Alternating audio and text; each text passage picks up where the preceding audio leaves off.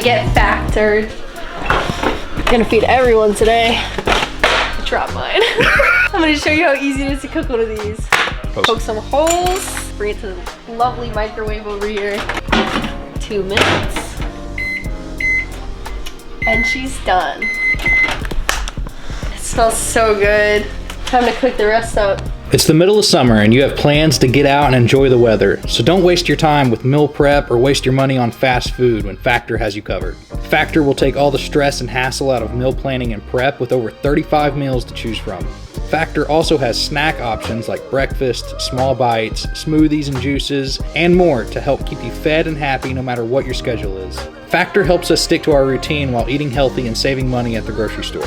Head to factor75.com or click the link below and use code 50JIMMYO to get 50% off plus free shipping on your first Factor box. That's code 50JIMMYO at factor75.com to get 50% off plus free shipping on your first box.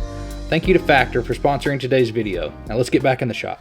What is up, everyone? As you guys could probably tell, we're not in the shop today. We are in a parking lot here in Chicago. This morning, I hopped on a flight, flew right here because we have a mission ahead of us. So if you come over here, you guys can probably tell where we are. We are here at TF Works. And TF Works is one of the most OG part distributors in America when it comes to, well, we'll say our JDM styling that we like. I mean, they were the first people to bring in Origin, which is cool. They have a long legacy of brands, and one of those legacies happens to be, well, stance suspension. And as you guys know, this year we partnered up with them and it has been life-changing. When I threw a set of stance coilovers on my coupe, it completely changed the way I thought about suspension. For the longest time, it's like, okay, you have popular brands, you got spring rates, you got dampening, you're good to go. What I've realized is obviously not all coilovers are the same, and it affects the quality of your ride when it comes to track, when it comes to street, grip racing. It all affects it dramatically. And guess what? We are building a pro car and it's almost ready to be tested. We need suspension for this thing to make sure we get every ounce of performance out of that car. So today we got some learning to do. So not only are we going to build a set of custom coilovers for my S14, but we got to learn about the process too, because if we learn about our product, we know how to optimize our product, right? That kind of makes sense. We're going to try to make this quick to understand what makes a quality coilover and what produces the results that we want, and get a better understanding of what the heck coilovers are actually doing other than just making sure the car is somewhat smooth and putting a tire into the ground. So we're going to build one of these things today, or 4 to be exact. It's hard to kind of walk through here and ignore all the fancy parts laying around, but I'm gonna have to. We're on a coilover mission today, right? Yes. I mean, we could spend a little bit of money, right? Always, honestly. Oh my God. All right, no, we're gonna stay true here. So where do we even start with this process? So this is where all the magic happens, huh? These 2 little rooms are where it's all tested, made, and developed, isn't it? This room is where we do the main component assembly, so the actual piston, the shim stacks, the orifice for the bleed needle, things like that. That's all assembled here. Okay, so all the big components are made overseas, and then they are balanced and assembled here. Yeah, and we have different types of pistons, 2 different bleed needles. It sounds like there's a lot more parts to this than I even anticipated. Let's just start with the whole coilover. I see you have one over here on the bench. This looks like an S-chassis rear, right? Overall, what we're used to seeing is, right, we have the top hat, the bushing in it, the mounts for the chassis, we have the spring, we have the collars, we have the shock inside of it, then we have the base that will mount it to the chassis. Correct. The overall design that I think everyone's used to looking at. Today, we're gonna be focusing more on the inside and the stuff we don't really get to see very often, and figuring out how we will be basically building this shop to optimize everything else around it. I don't know what the heck happens inside the shop.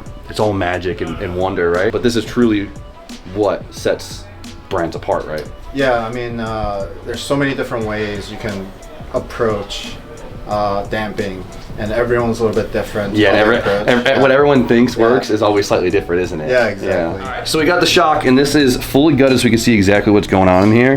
So there's quite a few components in here, and I have no idea what any of these do. I didn't even notice what it looked like inside here. So this is a monotube coilover. So basically, monotube coilover is a single cylinder. It's not a twin tube. So you have basically one cylinder that holds the oil, and gas in the same chamber. This is the main working space here. Okay.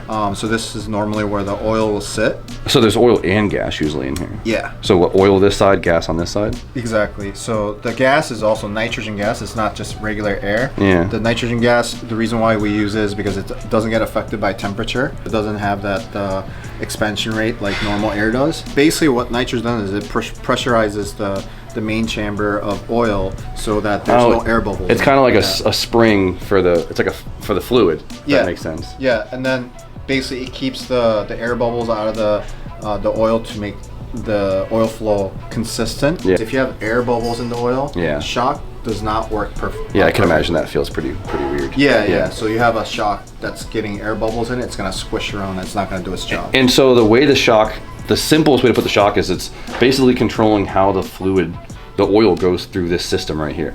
Yep, so this is the main working piston. Yeah, look at it, it's like, yeah. And so the way that the fluid actually kind of goes through, and it doesn't go around it, does it at all? It doesn't go around it, but there's a hole in the center of the piston shaft. You see that? Yeah, there is. And then that will actually bypass the main piston, and there's bleed hole on top side, and that's where you adjust the soft and hard on the clicker setting. Oh, no way. Yeah. The simplest way we could put it is this whole system right here, the way that it flows fluid through it is basically how the shock works. Yep. Okay, so I think we have to actually see what components are in here to get an idea of how that all works. So this is what we're working with in the inside. What's the name of everything? Piston shaft, the piston, and this will be the orifice. This is your needle. Okay. These are the shim stacks for the piston that will close these ports up. The first main thing is the shaft, right? On the piston shaft, normally it looks like this assembled. When you have all the components removed, there's a bleed hole here, and then there's 2 bleed holes here on top. The piston will sit here. Inside the piston shaft, you have the orifice sitting right about there, and you have the needle sitting right here. When you move the clicker on the piston shaft, there's a metering rod that will push this needle. Oh, so that makes it act as a valve, kind of. Yeah. Right, so you know you guys get the little adjustable top hats when you're clicking it and you're like stiffer or softer? So this is what's actually happening, which is really cool. So you're either closing the valve in or opening the valve up, which is changing the flow at which the fluid goes through the rod itself. Assume more flow equals less resistance, which means softer. Exactly. And then vice versa. So if you close the valve, makes it harder for the fluid to go through, which makes the shock stiffer. It's a little bit simpler than I thought it would be. Yeah, it's cool. Well, it's more than that. Well, yeah. There's so much engineering that goes involved in that little concept, but I think you guys can understand that one. It seems like it gets a lot more complicated when it comes to the piston, because you show me these and you had like 6 different shaped ones. Each one has different flow and different purposes. This thing looks like a Beyblade. Look at a Pokemon badge, gym badge right there. They all have pros and cons in what they do, and depending on what the end users want out of their car, what they're using it for, we'll pick and choose the right piston for that application, and then we'll also put shims on there to make the damping force soft or hard, depending on what the car is. Yeah, because right now, the rod, then we have our pieces that are in the inside, right? And then we have our piston, right? Yep. And then now we have these shims. Now, what's the point of these shims? And it looks like these are meant to resist this even more, right? Yeah. So shims are basically they're basically disc springs. Yeah, it looks like just a big washer. Yeah, they're made from a special metal that's meant to bend many times without fatiguing. And our shims are laser cut, so they're very precise. And when you put them on top, they will seal the ports on the piston. Okay. And depending on the thickness and the diameter of the shim, they will have different resistance. So they're meant to kind of spring with the fluid. Yeah, so when you put these on here and then when the oil's flowing through, because the disc will actually bend and it'll allow the fluid to escape. And to make things more complicated, you can put multiple numbers of shims on top of each other. And it completely changes the characteristics. Yeah, and then you can do, pyramid or straight stack. There is a formula you can calculate. Let's skip the math part. But we always make sure that everything is tested on the dyno to get the Perfect. final numbers. This makes consistent. Yeah. Honestly, what makes this different than like a cheaper Sure. coilover? The difference is in the shim quality, also the amount of shims and the thickness of the shims. So the shims are a huge part on this. Just this like little bit of metal right here. If you use thinner shims, you can also use more of them. You can have more combinations of different valving profiles because you have more numbers. Versus just like chucking in one big bulky shim just to make it do the thing. Yeah, then it's hard to, you don't have the resolution to get different profiles. Okay, that makes sense. And also the thinner shims, they bend at more linear rate versus a thicker shim, they'll just kind of like snap open. Yeah, so you'll feel like this compression and it gets loose on you. Exactly. So beyond the shims, I can imagine just like the piston design, the piston material, the O-ring, the seal, everything that obviously changes with the quality and the price point of a coilover. Well, we saw what pieces are in it. I guess it's time to piece something together that will work for me. Where do we start?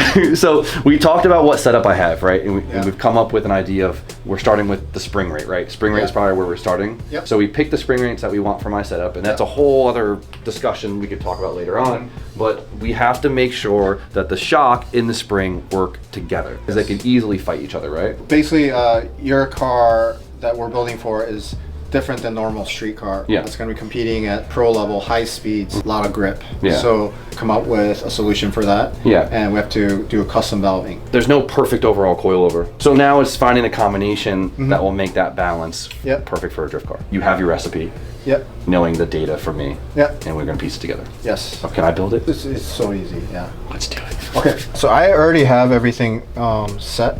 It's like Martha Stewart over here. Yeah, so basically, if you screw up, then I'll just, So this is what, just like a stop? Just to hold everything together. We have the holds. And this is we call it the clamp washer. And then this is the clamp shim.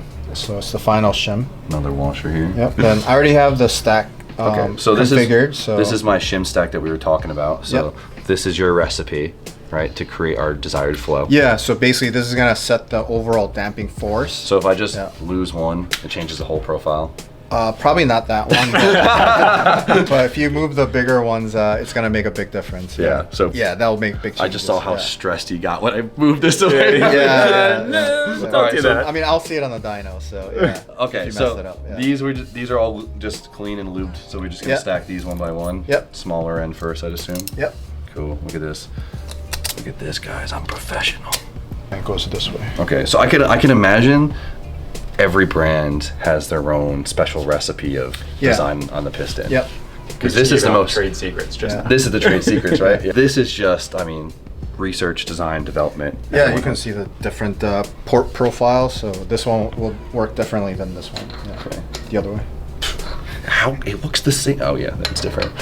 There we go. All right, look at that. I'll master here. And then I have the rebound stack here. Oh, so there's shims on both sides. Yep. Because they could push and the shims can also open. Okay. Sick.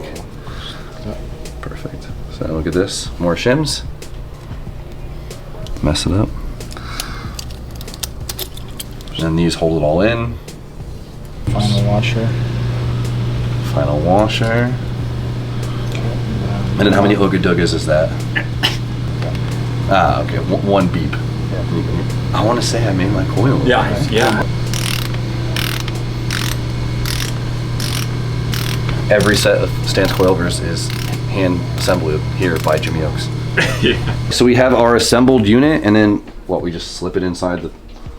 Yeah. So I have this is called a case, and inside there's already Oh, there's a lot in there. yeah, there's oil that's ready to go. It's gonna show. Can you see it? This thing is filled to the top. Yeah. Nice. Yeah, don't spill that. Yeah. So we're gonna put the piston assembly inside. So fluid level and fluid thickness is another thing that dramatically affects this, right? With this setup, I'm using full synthetic because it's a pro level competition. Yeah. It's a little bit different oil than what we normally use. Okay. Yeah. This will just. Look at it. Oh yeah, you could watch the. Can I push it down? Yeah, you have to use a little bit of force. It's look not. at it. Yeah. Once you hit the oil, it's gonna have a little bit of resistance. I don't know if we're getting much. I'm just scared to get squirt in the face with this thing. Oh yeah. You see it flow right through it. Yep.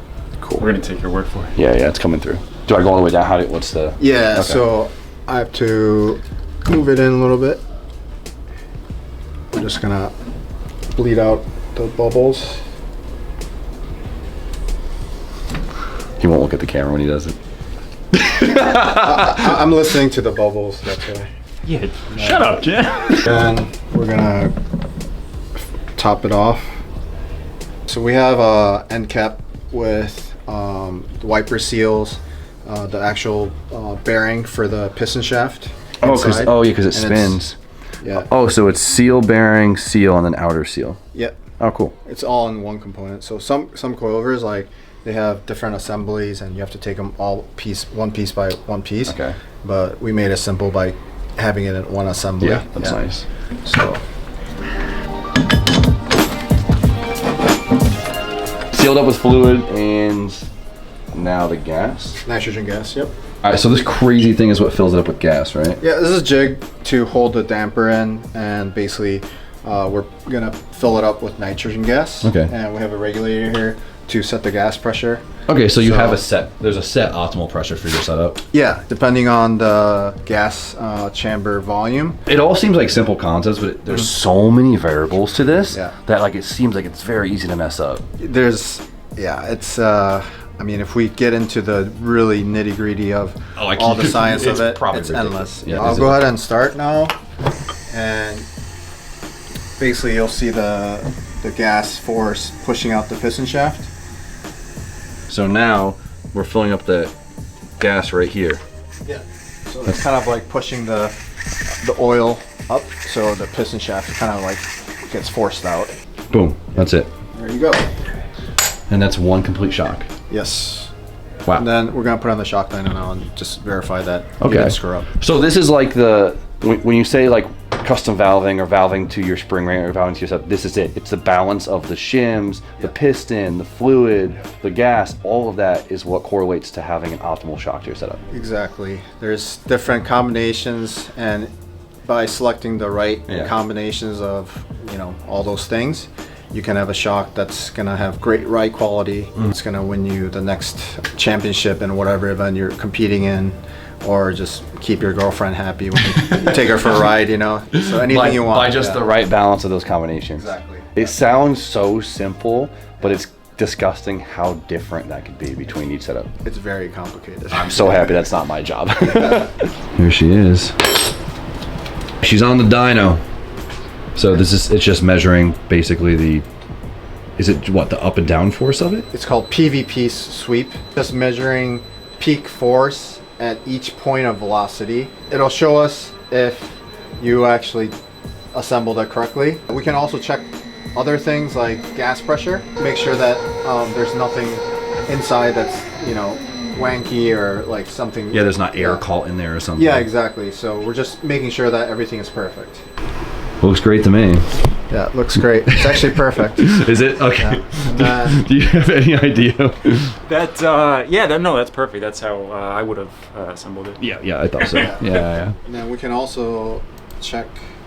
So this is the hysteresis. Mm-hmm. And that's the fluid balancing from compression stroke to rebound stroke. So you Okay. want to keep this area as small as possible. It looks great. Awesome. And then these two lines are showing us any cavitation if there are any, and Okay. showing very small separation, which is great. And there's smooth lines, straight as an arrow. So it looks very, very good. Well, look at that, guys. My first shock.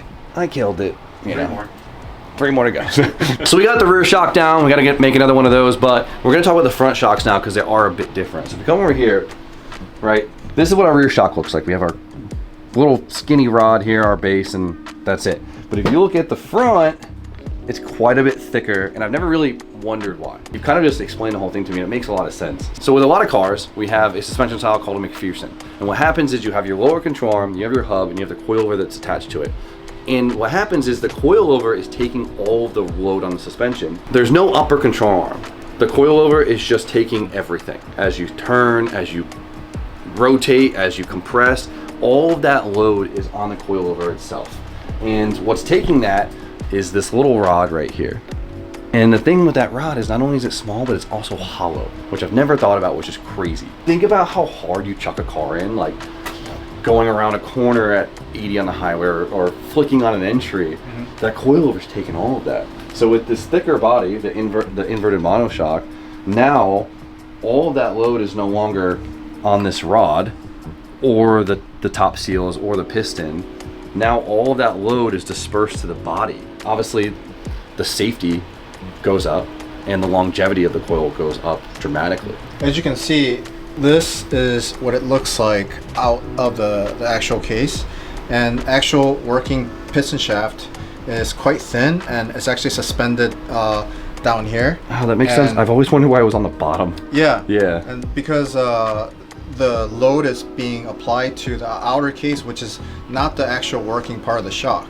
It's actually sliding in and out of this tube. So everything we saw So in the all shock is now in here. Yeah. So all the lateral force and all the force is being applied to this case and also the outer part of the shock. So like so this sits in here, and this is and so now we have this whole shell that kind of supports this. Yeah, the actual piston shaft doesn't have to support all that load. You're not going to have any bending or braking. Certain coilovers designed this way, they'll break on top of the shaft because it's the thinnest. It's also hollow inside, so they'll break on hard hits or even curves or even potholes. That's crazy. They'll break. I've never thought about that. How like all of that load is on this. Why doesn't everyone do this then? It's more expensive. The tolerance for the whole assembly needs to be very precise, so it's not something you can make cheaply either. Okay, that makes a lot of sense. Yeah, it takes longer. 99% of the time, something Yeah. that isn't made fully is just because of price. So. Yeah, exactly. That It's makes price sense. and time. Price and time. Yeah. Even on like factory cars, like high-end cars, like certain BMWs and even Subaru STIs, they actually come with inverted monotube as a standard equipment from factory. Even the OEs understand the value of inverted monotube.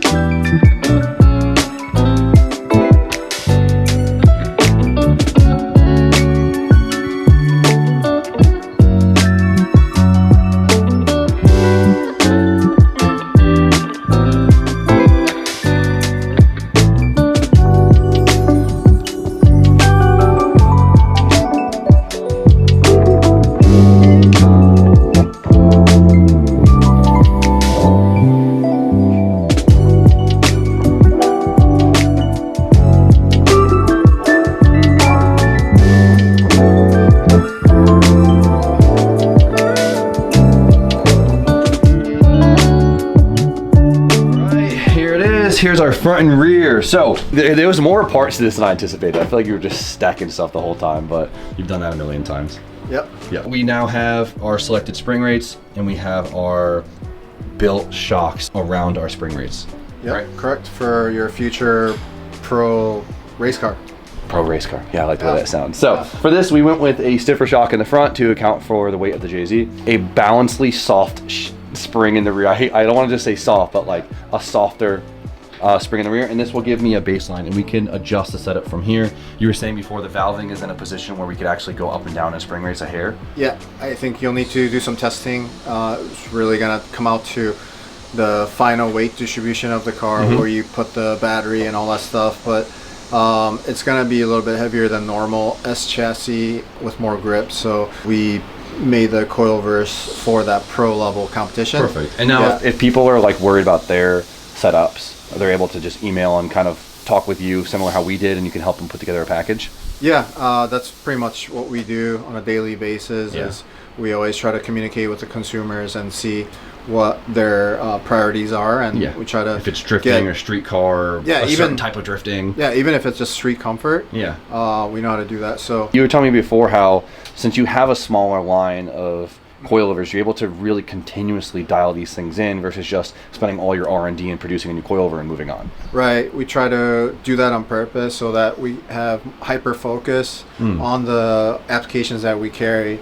That way we can really dial in per se every coilover that we have for every car. Yeah. One more question to ask you while we're here, because I'm going to make you nerd out a little bit more. So currently on the car I have two-way suspension. Yep. And then, I mean, I see over here you even have like a three-way adjustable suspension where the coilovers that we just built are considered a one-way coilover. Now, what is like the quick explanation between the 1, 2, 3? One way, you just have a one knob. Okay. And it's changing both compression and rebound at the same time. Two-way is going to have external reservoir with a cable usually like this. You're going to have one knob on the canister and then one knob on the shock. Single adjustment for compression and then single adjustment for rebound. Change the compression independently from the rebound. And then what is that three-way do? So three-way has extra knob on the reservoir. You got the big knob and the small knob. Okay. So the small knob is for low speed compression, and then this is for the high speed compression. Okay. These are more expensive than the single adjustables. We do have these for really high level racing. Yeah. You guys are probably wondering why I decided to go from a two-way coilover to a one-way coilover, and it was actually a big suggestion from a lot of people who have been on FD teams in the prior. And Dave, you spent a lot of time in FD helping many teams, and even you suggested it to me, keeping things simple.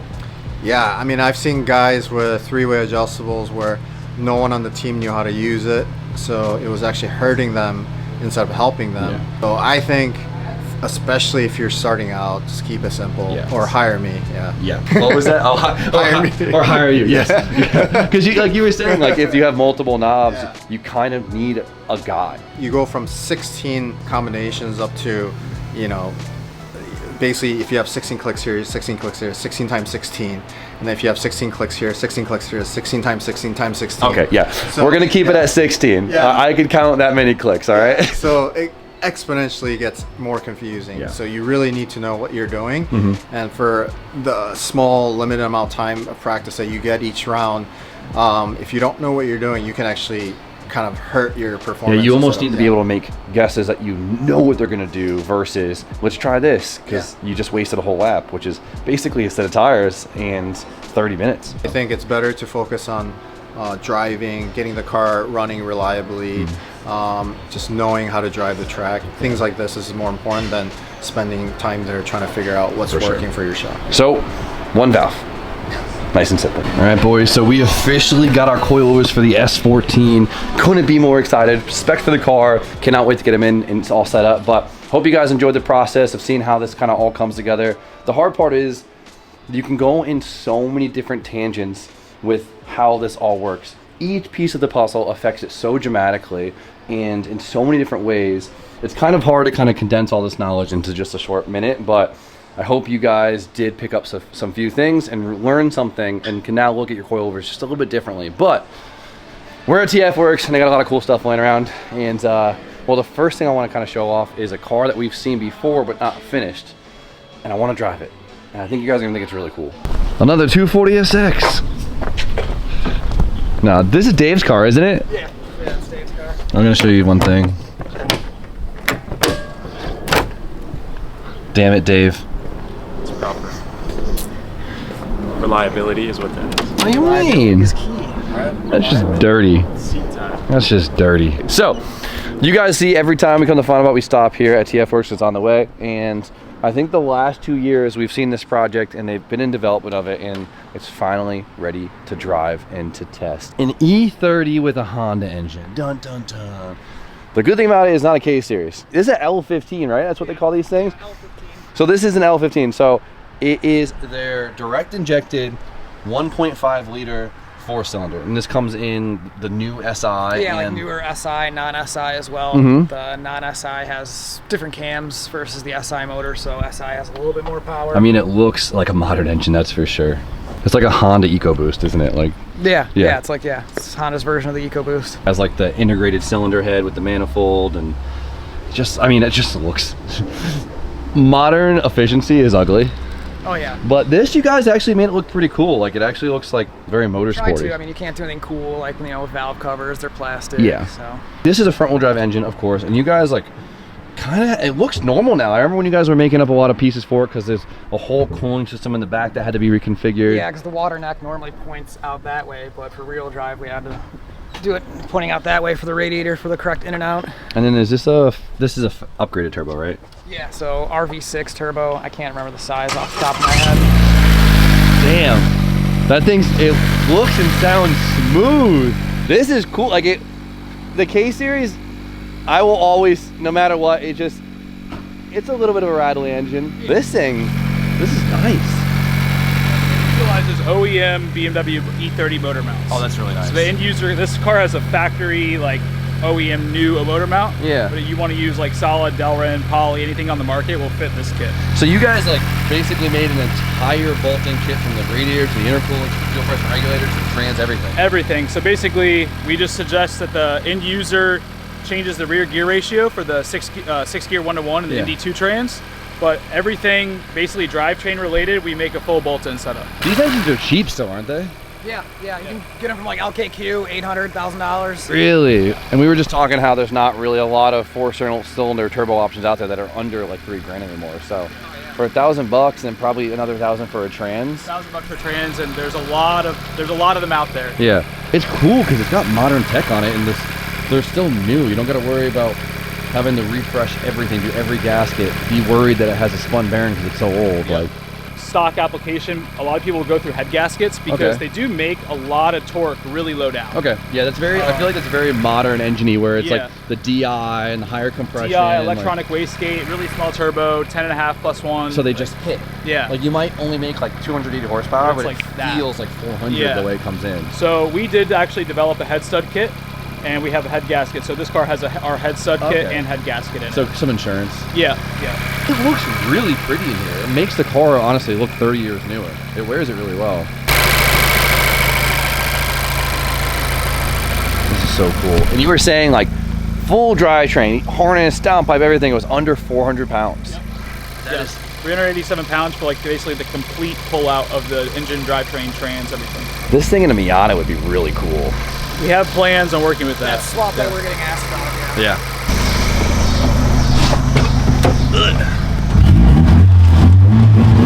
And the throttle response is awesome. It's funny because like this engine design is so much different than any other Honda engine. Like really, Yeah. from the but it still somehow manages to sound like a Honda. Yeah, you put on a limiter, it sounds like a Honda. It just like how like after all these years and all these different engines, it still sounds like a Honda. Yeah. You said first is really short. Yeah, really short. And this is an RX-8 gearbox. ND2 transmission. Oh, that's what it is. Miata. ND2. Yeah. You guys know me. I love engine swaps. I think it's the coolest thing ever. So just another one unlocked is badass. I don't think anyone else has done anything like this. Some front wheel drive guys have done an L15 swap, but we're the first rear wheel drive. Yeah, that's cool.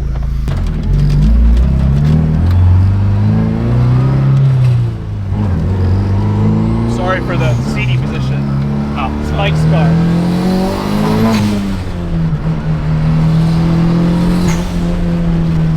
It's cool. It has like a typical modern punch. Yep. It's like every turbo 4-cylinder these days are meant to just give you this nice little punch. Yep. Get out of the way in traffic Yep. and then shift. Yeah, it has that torque, and then it kind of gets up in a torque like flat plateau. Yep. Oh, right in the boost. It does have a low rev limiter, which Yeah. makes it feel very weird for a Honda. The rev limiter comes like very quickly. Yeah. Yeah.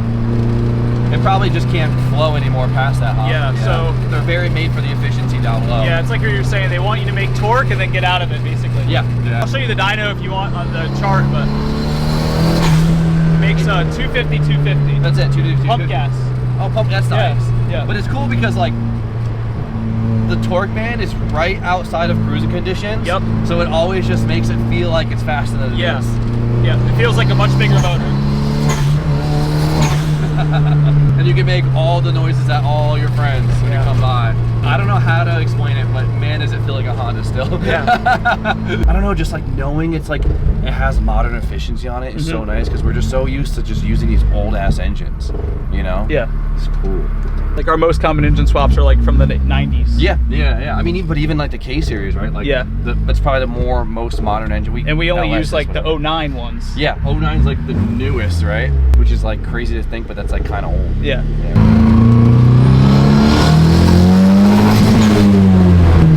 All right, so we talked about the L15. New Honda swap is cool. We love it. Modern, new, cheap. The nice thing about it was really smooth.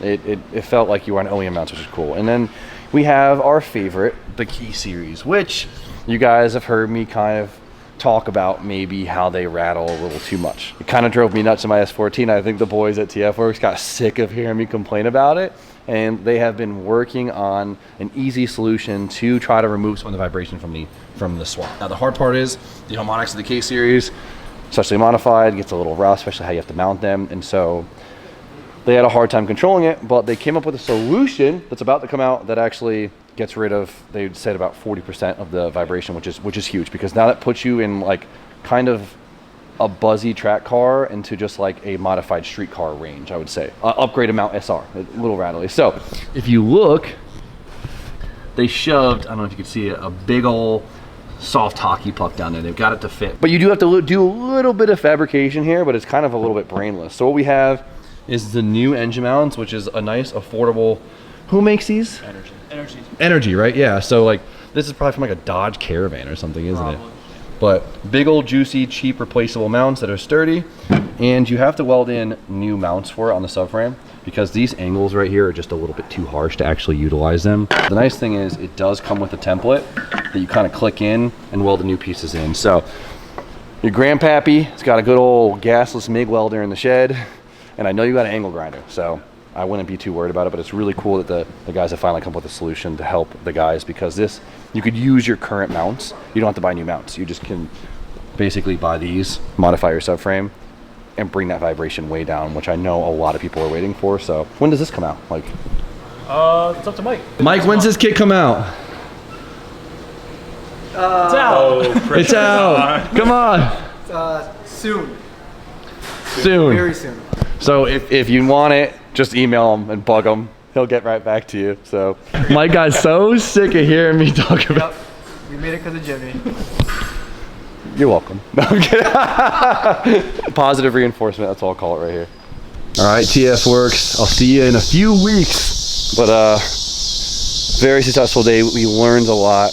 Built up the coilovers, and it's always cool to visit such an awesome, reputable shop and see the cool stuff they have going on. But hope you guys still enjoyed the video, even though I think I've been brain dead because I got 2 hours of sleep. And I hope you're able to really learn a thing or two. I definitely did. I can't wait to prove to you guys even more how incredible these coilovers are. But of course, don't forget, if you use my discount code JimmyO, buying a set of Stance coils on the Stance website or on tfworks.com, you will save yourself some big money, and you'll finally be able to get sold on the coilover yourself. But for now, we gotta go. It's sad because I